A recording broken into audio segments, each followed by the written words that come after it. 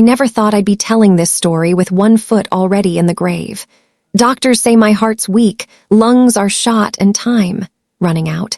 But what almost killed me wasn't the sickness, it was my own blood. My name's Margaret Collins, 78 years old, born and raised in Ohio. I raised 3 kids, worked 2 jobs, skipped meals so they could eat steak on Sundays. I wiped noses, paid tuition, and stood in bleachers in the freezing cold clapping like a fool while they ran across football fields. And yet, when I needed them most, they treated me like yesterday's trash. It started when I had that bad fall in the kitchen. Slipped on spilled coffee, cracked my hip, couldn't get up for hours. When my daughter Lisa finally came over, she sighed like I'd spilled milk on her brand new carpet. "Mom, you can't live alone anymore," she said. Not with concern, more like an HR manager firing an employee. I thought she meant moving in with her. Nope. She meant a cheap nursing home 2 counties away, out of sight, out of mind. My son Mark didn't even show up. He just texted, "Do whatever's easiest." Easiest for who? They sold my house without asking. My house, the one where I baked birthday cakes, hung Christmas lights, and watched them grow. They packed my stuff in boxes like I was already dead. The nursing home was fine. That's what they said. Truth is, it smelled like bleach and loneliness. Nurses were rushed. Residents stared at walls like ghosts waiting for someone to notice them.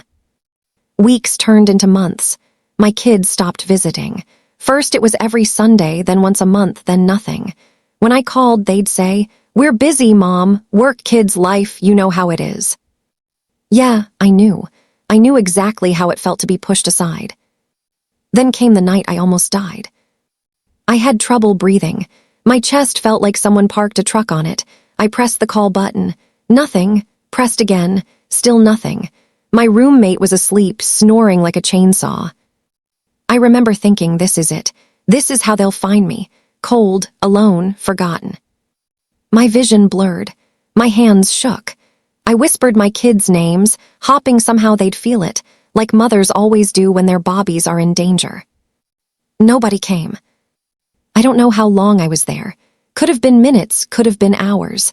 I remember the ceiling lights flickering, my heart pounding like a drum about to snap. Then everything went black. And when I woke up in the hospital, the nurse told me, "You're lucky. Another hour and you wouldn't be here." Lucky.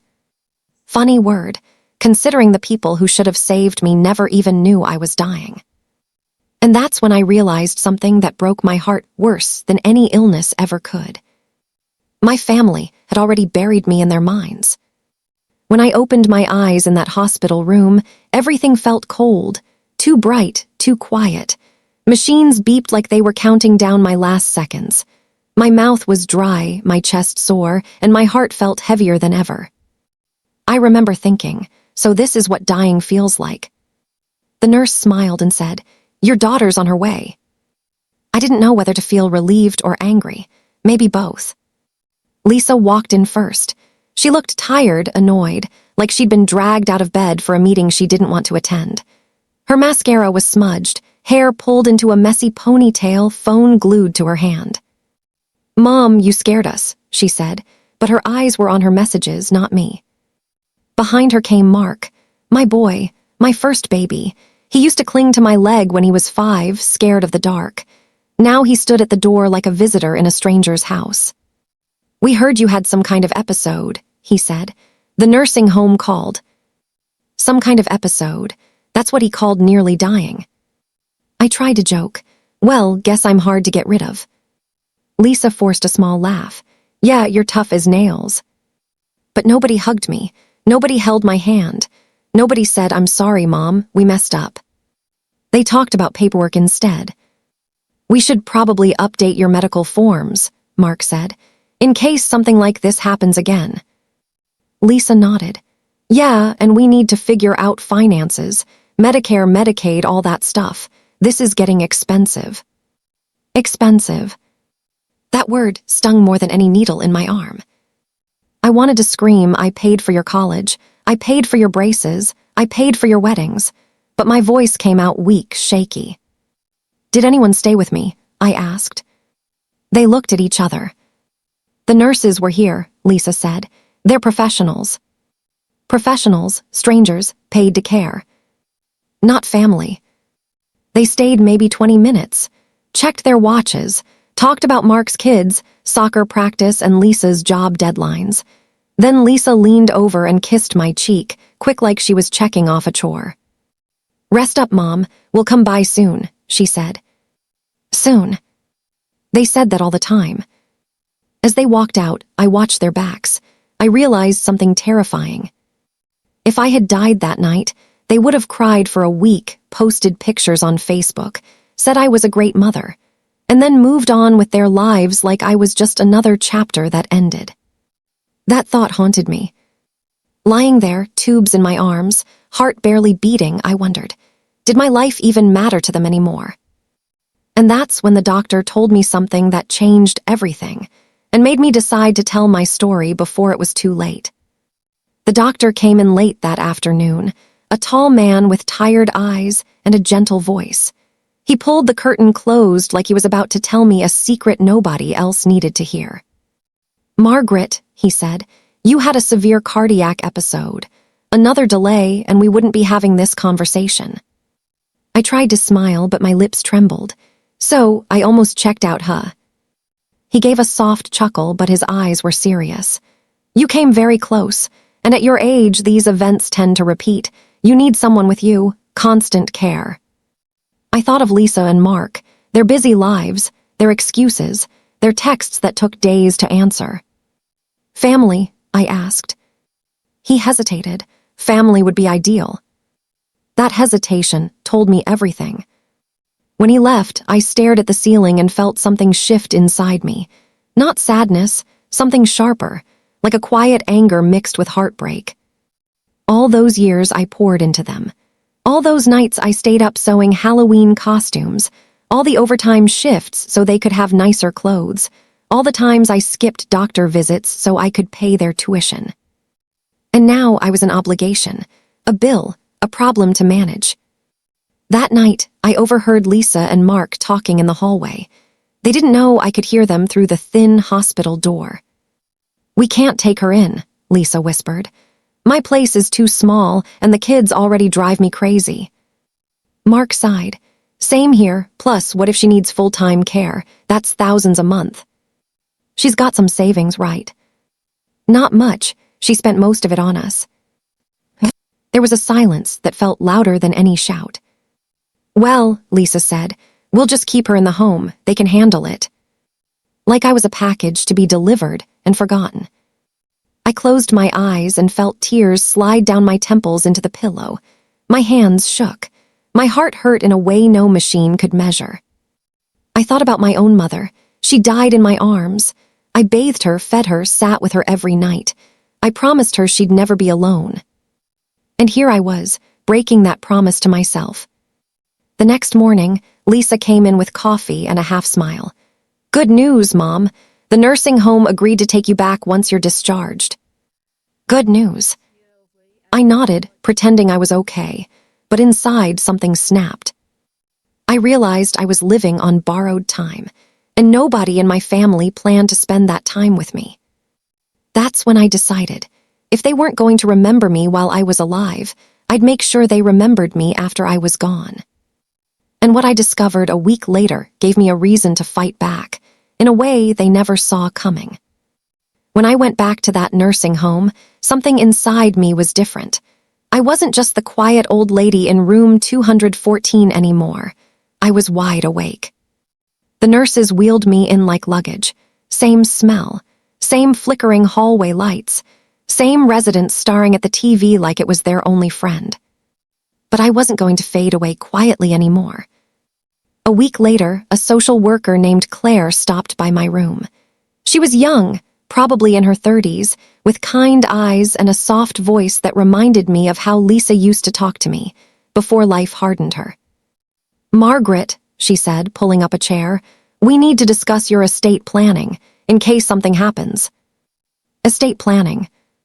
I laughed. "Honey, the only estate I got is a dent in this mattress." She smiled politely. "You'd be surprised. A lot of residents have assets their families don't know about. Old policies, investments, property, things like that. That got my attention.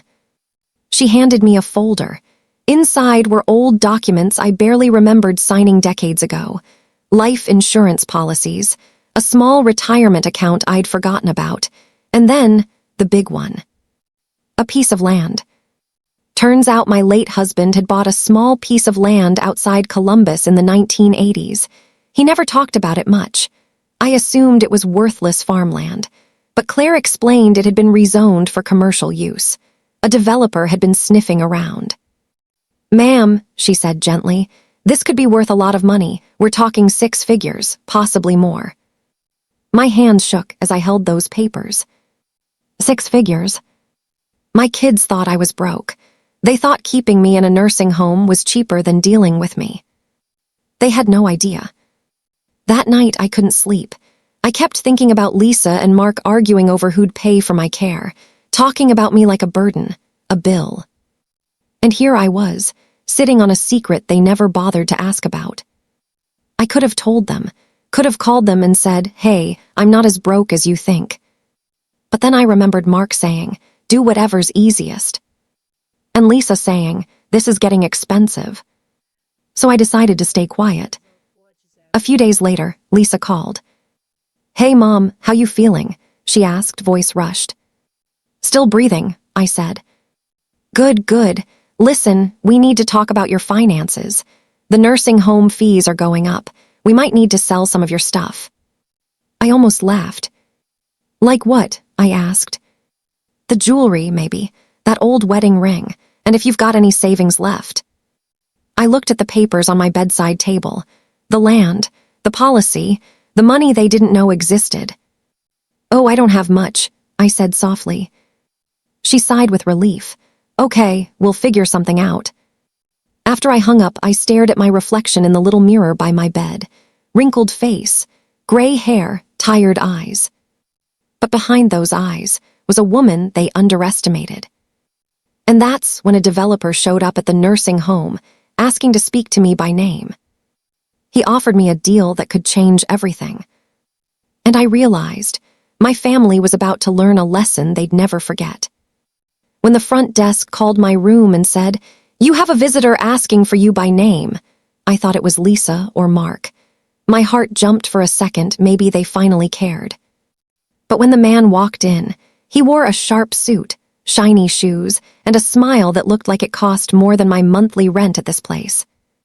"Mrs. Collins," he asked, extending his hand. "I'm David Harper, Real Estate Development." Real estate, my little forgotten land. He pulled up a chair like he had all the time in the world. "Your late husband purchased a parcel outside Columbus back in '82. We've been tracking that property for years. It's in a prime area for a retail complex."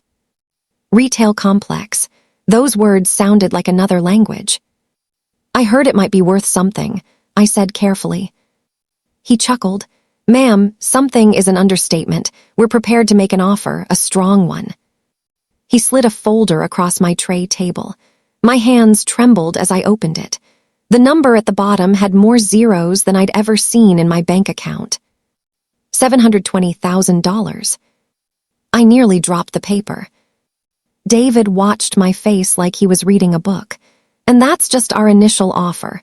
If you're willing to negotiate, it could go higher." I felt dizzy. All those years my kids worried I'd drain their money, and here I was sitting on a small fortune they didn't even know about. "Why now?" I asked. "The city rezoned. Big corporations are moving in. Your land is right in the middle of what's about to boom." Boom, funny how life works. My health was crashing, but my old land was suddenly gold. I told him I needed time to think. He gave me his card and said, "Call me anytime. You're in a powerful position, Mrs. Collins." Powerful. Nobody had called me that in decades. That night I didn't sleep. I stared at the ceiling, listening to my roommate cough and the hallway cart squeak. I imagined Lisa's face if she knew, Mark's reaction, the grandkids I barely saw. I could tell them, I could help them, pay off their mortgages, college funds, all that. But then I remembered them arguing over my nursing home bill, treating me like a financial headache. Not once did they ask what I wanted. Not once did they say, "Come live with me, Mom." So I made a decision that scared me. I called David the next morning. "I want to sell," I said. He sounded thrilled. "Excellent, we'll start the paperwork. And Mrs. Collins, congratulations. This will change your life." Change my life. But I wasn't thinking about my life anymore. I was thinking about my kids. A week later, the papers were signed. The money hit my account. I sat in my little room, staring at the balance on a cheap tablet the nursing home provided. I felt rich and lonely. Lisa called that evening. "Mom, we're having a family dinner this weekend," she said. "You should come, the kids miss you." Miss me? I almost told her everything right then. Instead, I said, "I'll be there." Because I had a surprise for them. And I wasn't sure if it was going to heal us or break us forever. Lisa picked me up herself that Saturday. That alone felt strange. She hadn't driven me anywhere in years. Her SUV smelled like coffee and fast food. My grandkids sat in the back, headphones on, barely looking up when I climbed in. "Hey, Grandma," they mumbled. "Hey, Grandma," that was it. Lisa chatted about work, traffic, the weather, anything but the months she barely called me. Mark was already at her house when we arrived, grilling in the backyard like everything in life was perfectly normal. "Mom, look at you getting out of that place," he said, giving me a quick hug. His arms felt familiar but distant, like hugging a memory instead of a person. Dinner was loud, kids laughing, plates clinking, everyone talking over each other. I sat at the table watching them like I was watching TV, a family that used to be mine. At some point, Lisa poured me iced tea and said, "So, how's the nursing home treating you?" I swallowed, same as always. Mark shook his head. "Those places are crazy expensive. You good with your bills and all?" There it was again. Bills, money, me as a cost. I looked around the table. My daughter, my son, my grandkids, the people I'd given everything to. And they had no idea what I was about to say. "I sold Dad's land," I said quietly. Forks paused. Conversations stopped. Mark blinked. "What land?" "The property outside Columbus. Your father bought it years ago." Lisa frowned. "I thought that was worthless." "So did I said. "Turns out it was." Silence hung in the air. "Well, what'd you get for it?" Mark asked casually, like he was asking about a garage sale item. I took a slow sip of tea. $720,000. Lisa dropped her fork. My grandson's eyes went wide. Mark's jaw literally hung open. 700,000, Lisa said. "Mom, that's insane." Mark laughed in disbelief. "You're kidding, right?" I shook my head. And suddenly, their whole energy changed. Lisa leaned closer, voice soft. "Mom, that's amazing. You shouldn't be in that nursing home with that kind of money. You could get private care, or live with one of us." Live with one of us. Funny how money made space appear. Mark nodded fast. "Yeah, Mom, my basement's basically a full apartment. We could set it up for you. The kids would love having you around." The kids looked confused. They barely talked to me all night. Lisa grabbed my hand. "You don't have to be alone anymore. We can figure something out. Family sticks together, right?" Family sticks together. I looked at their faces, the sudden smiles, the sudden offers, the sudden love. And all I could think about was that night in the nursing home, gasping for air, pressing that call button while my family slept peacefully in their warm houses. "Why now?" I asked softly. They froze. "What do you mean?" Lisa asked. "I mean, I've been here this whole time. I almost died. Nobody came. Nobody asked me to live with them. But now that I have money, suddenly there's room." The table went dead silent. Mark cleared his throat. "Mom, that's not fair. We didn't know how bad it was." "You didn't ask," I said. Lisa's eyes filled with tears. "We thought you were fine. You always said you were okay." I nodded slowly. I was until I was. Nobody spoke.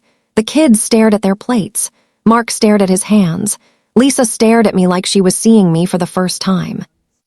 And that's when I told them what I planned to do with the money. Their reactions shocked me and made me realize this family might already be too broken to fix. The backyard felt colder, even though it was still summer. Lisa's hand was still wrapped around mine, but her grip felt tight now, like she was holding onto something that might slip away. "So, what are you going to do with it?" Mark asked carefully. "The money, I mean." I looked around at their faces. My grandkids, my daughter, my son, the family I used to dream about when I was young and broke and hopeful. "I've been thinking a lot," I said, "about what matters, about what it feels like to be forgotten." Lisa swallowed hard. "Mom." "I'm not giving it to you," I said. The words dropped like a bomb. Mark blinked. "What?" Lisa's smile disappeared. "Mom, we're not asking for handouts. We just thought." "You thought what?" I asked gently. "That I'd finally be useful now that I'm worth something." "That's not fair," Mark said, his voice rising. "We're your kids." "Yes," I said. "You are, and I loved you more than my own health. But love doesn't disappear when money shows up. Love shows up when there's nothing to gain." They didn't know what to say. "I'm setting up a trust," I continued. "For myself, for real care. A nurse who actually answers the call button. A place where I'm not just another old lady waiting to die." Lisa's eyes filled with tears. "But you could live with me." "Could I asked. "Or would I be in the way? Would you resent the space I take, the time I need, the money I cost?" She opened her mouth, then closed it. Mark sighed. "Mom, we screwed up, I get that, but you don't have to punish us." "I'm not punishing you," I said softly. "I'm protecting myself." That sentence felt strange on my tongue. I'd spent my whole life protecting them. Now I was finally choosing me. "I'll leave something for the kids," I added, looking at my grandkids. "College funds, something to help them, but the rest, it's mine." Lisa wiped her cheeks. "So that's it, you're just cutting us off." "I'm cutting off the version of me that begged for scraps of attention," I said. "I'm still your mom, but I'm not your safety net anymore." The kids stared at me like I was a stranger. Mark stood up and walked away for a moment, packing near the grill. Lisa stayed seated, looking like she just lost something she didn't know she had. "I thought you'd be happy for us," she whispered. "Happy that we finally wanted you close." "I am happy," I said, "but I wish it didn't take almost dying and a pile of cash to make that happen." We sat there in silence. The sun dipped lower. The air got heavy.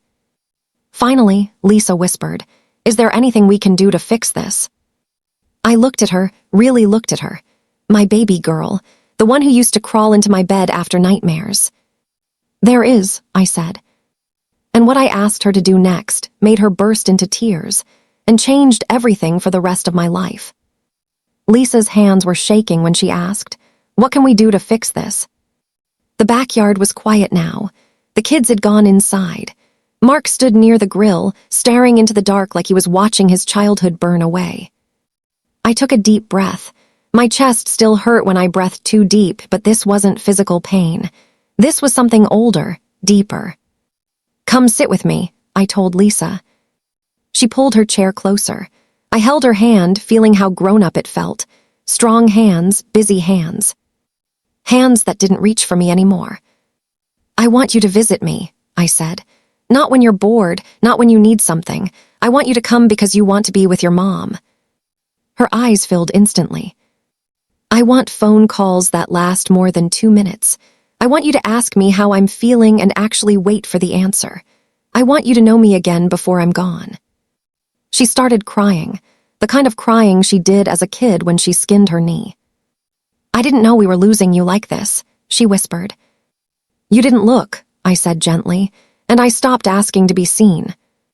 Mark walked back over and sat down slowly. "Mom, I'm sorry," he said, his voice cracked. "I thought you were tough. I thought you'd always be fine." "I was tough," I said, "but even tough people get tired of being strong alone." The night felt heavy, like the whole world was holding its breath. "I don't know how much time I have left," I continued. Doctors say months, maybe a year if I'm lucky. I don't want fancy gifts. I don't want pity. I want moments. I want memories. I want my family to feel like family again. Lisa hugged me then, really hugged me, tight, long. I felt her tears soak into my shirt. I promise, she said. I swear I'll do better. Mark put his arm around me too. For the first time in years, I felt held. But I also felt something else. Sadness. Because it took nearly dying for this to happen.